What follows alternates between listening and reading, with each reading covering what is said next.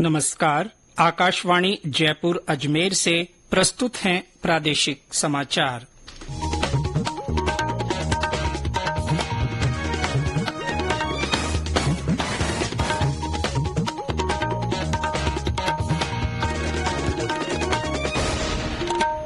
मुख्य समाचार।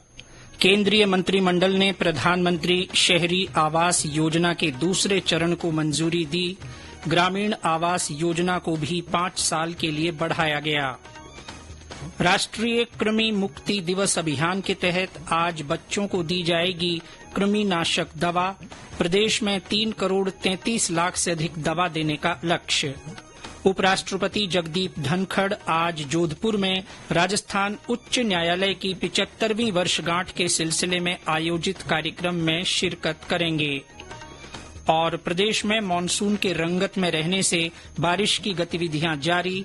अगले कुछ दिनों तक पूर्वी जिलों में बरसात का दौर बने रहने की संभावना।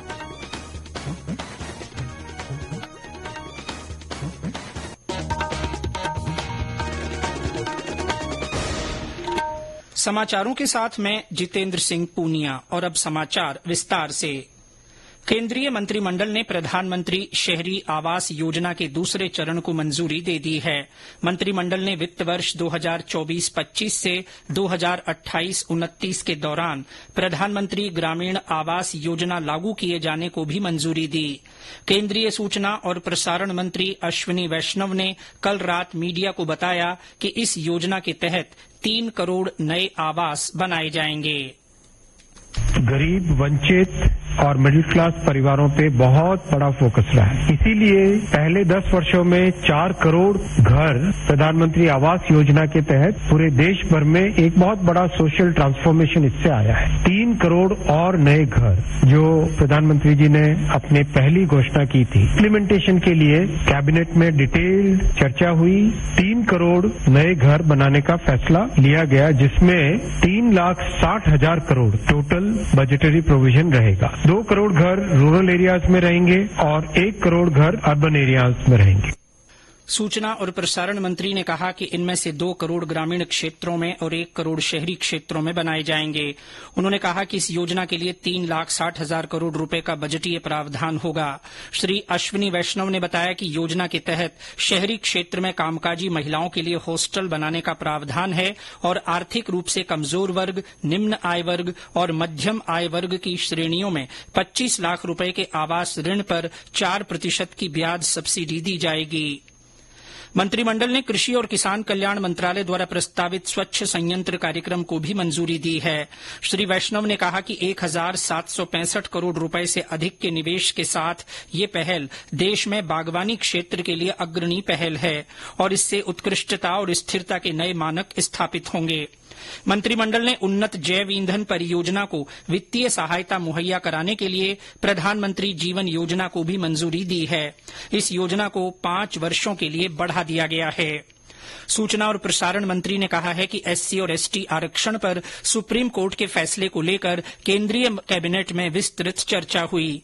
उन्होंने कहा कि कैबिनेट की राय है कि एनडीए सरकार बाबा साहेब अम्बेडकर द्वारा बनाए गए संविधान के प्रावधानों के प्रति वचनबद्ध है।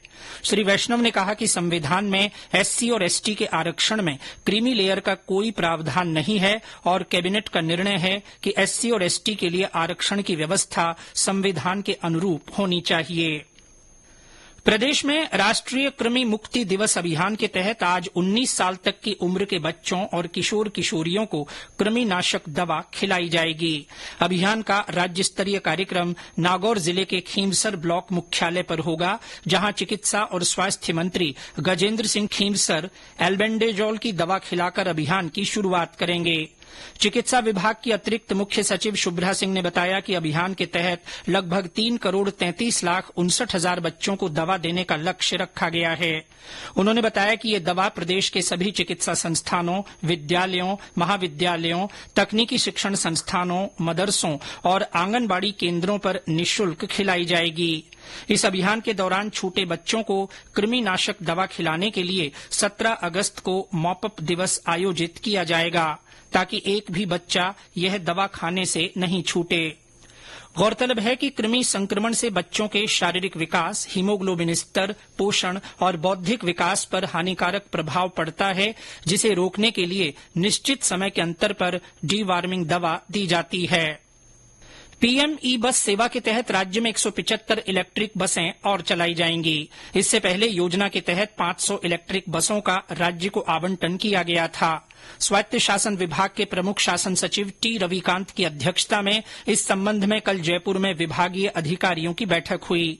इसमें इलेक्ट्रिक बसों के संचालन के लिए सिविल और विद्युत इंफ्रास्ट्रक्चर, डिपो इंफ्रास्ट्रक्चर कार्य की प्रगति को लेकर चर्चा की गई। श्री रविकांत ने बताया कि पहले केंद्र से 500 इलेक्ट्रिक बसें मिली थीं, लेकिन अब 175 अतिरिक्त बसों का और आवंटन किया गया है। इन बसों में से अजमेर, जोधपुर और कोटा को 50-50 तथा बीकानेर को 25 बसें दी जाएंगी। ये समाचार आकाशवाणी जयपुर अजमेर से प्रसारित किए जा रहे हैं। समाचार बुलेटिन में आपका फिर स्वागत है। उपराष्ट्रपति जगदीप धनखड़ आज जोधपुर में राजस्थान उच्च न्यायालय की 75वीं वर्षगांठ के सिलसिले में आयोजित कार्यक्रम में शिरकत करेंगे। इस अवसर पर उपराष्ट्रपति उभरते भारत में न्यायपालिका की भूमिका पर अपने विचार व्यक्त करेंगे। और ब्यौरा हमारे संवाददाता से। राजस्थान हाईकोर्ट की 75वीं वर्षगांठ कार्यक्रम का उद्घाटन उपराष्ट्रपति जगदीप धनखड़ करेंगे।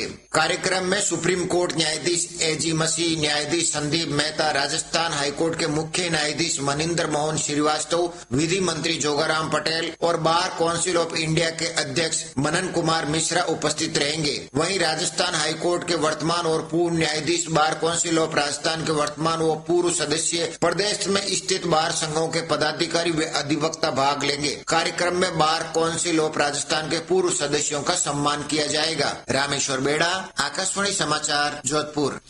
इससे पहले कल उपराष्ट्रपति ने जोधपुर में 3 नए आपराधिक कानूनों को लेकर राज्य स्तरीय कार्यशाला को संबोधित किया। उन्होंने कहा कि इन कानूनों का आमजन को अधिक से अधिक फायदा मिल सकेगा। वर्तमान चुनौतियों, तकनीकी बदलाव और आवश्यकता के अनुसार इन कानूनों में बदलाव किया गया है। इस अवसर पर उच्चतम न्यायालय के न्यायाधीश संदीप मेहता और राजस्थान उच्च न्यायालय के मुख्य न्यायाधीश MM श्रीवास्तव भी मौजूद रहे। राज्य में आज से हर घर तिरंगा अभियान आयोजित किया जाएगा। आजादी की सालगिरह के अवसर पर 15 अगस्त तक चलने वाले इस अभियान के तहत घरों और व्यावसायिक प्रतिष्ठानों के साथ सरकारी इमारतों पर राष्ट्रीय ध्वज फहराकर देश के प्रति गर्व की भावना का प्रदर्शन किया जाएगा। अभियान के तहत जयपुर जिला परिषद की ओर से जिले में 70,000 ध्वज वितरित किए जाएंगे। इस कड़ी में आज जिले की ग्राम पंचायतों और पंचायत समितियों पर तिरंगा रैली रखी गई है। कल तिरंगा वाहन रैली निकाली जाएगी।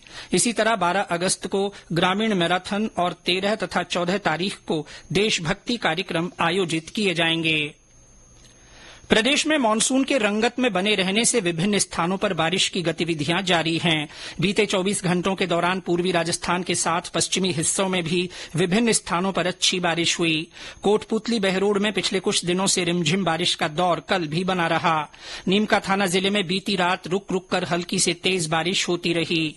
करौली में भी बरसात का दौर बना हुआ है। जिले के प्रमुख पांचना बांध से गेट खोलकर पानी की निकासी की जा रही है।